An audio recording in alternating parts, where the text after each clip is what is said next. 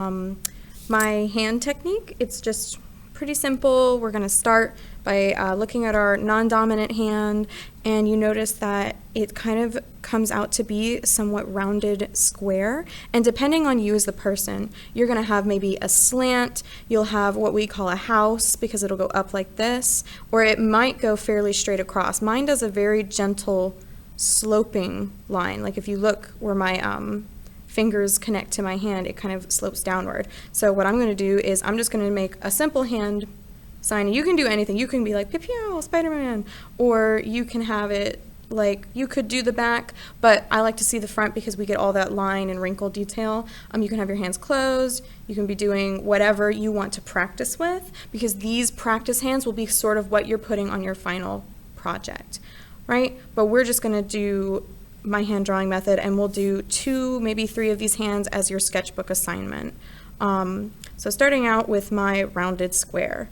So I'm going to come in, and we want these hands to be fairly life-size or larger so that they fit nicely on your paper. So there's my rounded square, and I'm going to draw it a little darker for you guys to see, but I want you to draw lightly so that when you erase, it erases nice. So it's pretty straight out the top, but again, I've got a slight slant, so I'm going to change this to slope a little more, right? And then I can erase out my old line. Okay, so there's my slope. Your wrist comes kind of straight out, and it gets bigger as it comes up your arm because, you know, you got muscles there. So please don't do a wrist. The biggest thing I see is people doing wrists like this. We don't want that. Your wrist comes down, it might pull in just a tiny bit, and then it flattens out and it starts getting larger. Same thing, it's going to come down in a little and then come straight out, kind of start to get larger. There's your wrist, right? This muscle right here takes about, if we break up your hand into fourths, it takes about 1/4 of your hand. So I'm going to draw that muscle in here like this. Nice circle. And then this joint right here is connected to that muscle, kind of like a little, like, you know, like a little chicken wing, like a chicken leg. I always think this is like the chicken wing of the body. Anyway, so coming back to this, we've got 1 joint here, 2, and then this is the 3rd one up here. So I'm going to come towards my bottom where my wrist is connecting, and I'm going to come straight up. And this will be my first joint, and it connects to this line right here, like that. And then I'm going to have my second one. So I'm looking at my hand. It comes out. And this is just like a simple method. It'll kind of look like carrots to start out with. But then as you put in more detail, you'll start to get it a little bit better. I'm going to come up and out like that. And then it kind of goes like this. Whee! Right? And then you can always erase. The best thing, please erase your preliminary lines when you're kind of getting towards the finish line of an area, just so that it feels a little bit more natural. And then I'm going to add in maybe some of the wrinkles in there, and I might add in some over here. But you don't have to worry about it at this moment in time. I'm just kind of showing you as I go. So then I'm going to come up here, and of course this shape is going to slightly change as I'm looking at my more natural features. Then we're going to come up to this. So the big thing is that when you're laying your hand, if you have it flat, try and measure how long your finger is, right? So it's almost towards the bottom of my palm, so I can come maybe here and then there. That would be my middle finger. So that's my tallest finger right there. And if you need to make your finger a teeny bit longer, it's better to go slightly longer than shorter, because we want to feel like we have nice big hands, not nebby little fingers on your hands. So then this one's a little bit shorter than that one, so I might come over here to there. And these fingers, like if you've ever taken that test where it's like, what do your fingers look like, blah, blah, blah. Well, this one is significantly shorter than that one. So I'm going to come over here, and I might drop it down something like that. And my pinky is, again, much shorter than the other ones. So it's going to be something along those lines. So anyway, coming back up here, I'm going to just start with a simple carroty shape. It gets smaller at the top. It's fatter at the bottom, right? So I might actually extend that just a teeny bit, make that a little taller. Carrot number 2, or maybe a hot dog, I don't know. It's whatever. Relax my hand a little bit. because you can change these shapes later. This is just the basics. And then I have like this gap in between here. And I'm going to actually put that in. I'm going to give a little space because this guy comes out, comes up, and then in.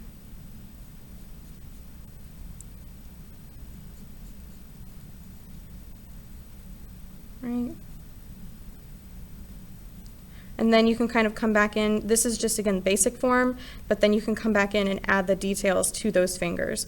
So I'm actually going to bump up this finger because it is round, and then I have my rings on, so I'm going to put my ring on it. Makes me think of that Beyonce song, put a ring on it. Right?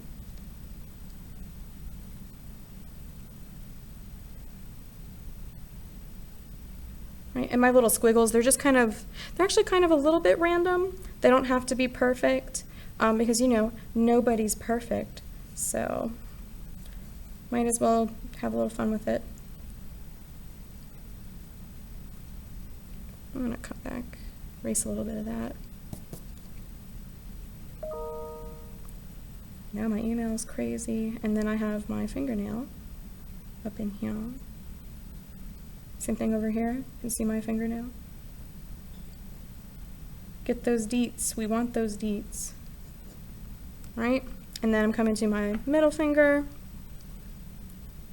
So it's kind of touching my ring finger, but not exactly touching that finger. If I turn my hand, you might be able to see the white of the paper in between. But yeah, drawing hands. Whee! There's my little squiggly, because that's where the muscles touch or whatever. I'm not amazing with anatomy terms, but you know, we're just gonna wing it.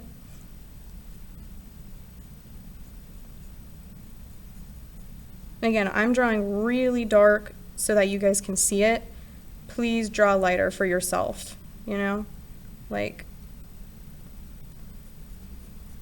don't have this be too dark. And it's totally okay, go back and erase. Like, it doesn't have to be perfect the first time, because Lord knows how much I erase, right? So that I can get it as close as I want it before I move on to the next finger. So I'm coming back out to this finger. So it's like it's such a thin line right in between there. So I'm going to clean that up so that I can get that line as close as possible.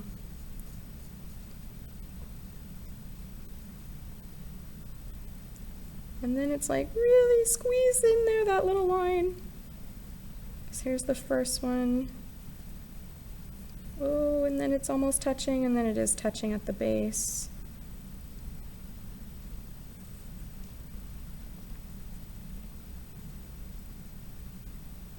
There's a fingernail. Fingernail. And then now coming down here to kind of clean this up, make it feel a little bit more real. So again, I'm just going to erase it lightly. So I can still see my line, but it's just a little bit less for you guys so I can, you know, see my hand. So coming out slightly, and I'm going to dip back in, and then I'm rounding out that area because that's where this line is my big, I don't know if this is the lifeline or which one over this, I'm not a fortune teller, but hey, it kind of comes up in between here like that. And you can always get rid of your like 4 square preliminary lines because that's best. And then the big thing is that detach this. You start erasing this circle a little bit because it's really weird to have the full circle and everything like that. And then erase the line over the wrist. We don't want chopped off Frankenstein wrists. So that's the big thing, is that whenever you're doing this, leave some areas open.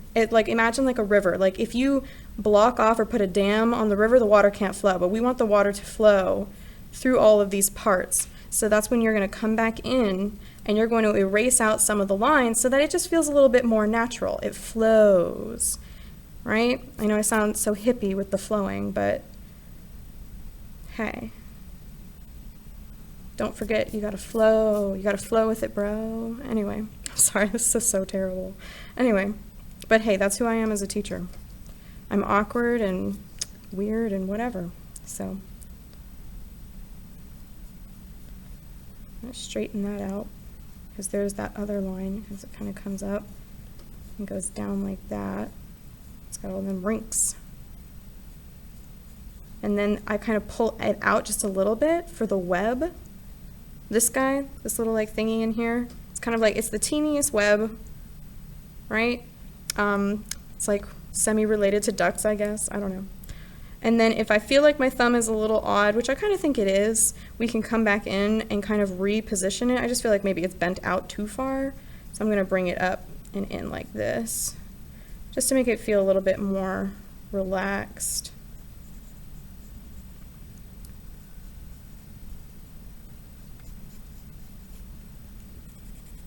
And it's totally fine. If you want to change it, you change it. Your hand, you know your hand better than I do, so go change it, right? Just make sure that you are actually looking. The whole point of this exercise is to really look at your hand. And I've got like a little bump right there, so I'm going to put it in.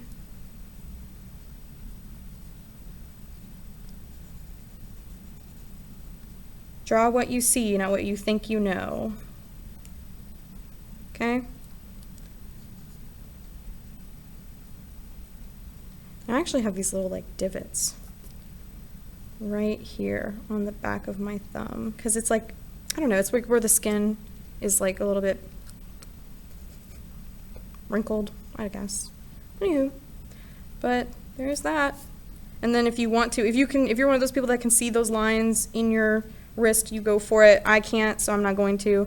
But I'm gonna do a couple of like the wrinkles in my wrist, you know, just to make it feel a little bit real. And we do want some wrist, because whenever I introduce your project, you're just gonna need those. But then again, this is just practice. Practice for when we actually do the hands for our projects. And if you do a really nice hand in your sketchbook, you can actually keep it for the project. So again, just make sure you are, I'm gonna put my little nail on there. Anyway, just make sure that you are really observing your hand. That's the most important thing. Observe it, look at it, study it. That's how you're gonna get better at drawing. If you feel like your hand doesn't come out how you want it to the first time, it's okay. You're gonna make mistakes, you're learning it, especially for you beginners out there. It's gonna be tricky, but the only way you can ever get better at art is by practicing. If you just rush through it like, okay, well, Miss Van said draw hands, so I'm just, there, I'm done. That's not gonna get you anywhere. You need to really look at it. Try to spend maybe, on one hand, spend 10 minutes or something like that. And if you're really a perfectionist, if you wanna spend your whole 30 minutes on one hand, then you do it. Do whatever makes you feel comfortable. But I'm just letting you know that don't sit for an hour trying to do a hand and frustrate yourself. Take a break, right? All the sketchbooks I give you are going to be about 30 minutes long. They shouldn't take you an hour. And if it is taking you an hour, then just relax, sit back, take a breath, you know, and then come back to your book. Don't burn yourself out on art, right? Don't stress yourself. But again, I drew really dark so that you guys can see it.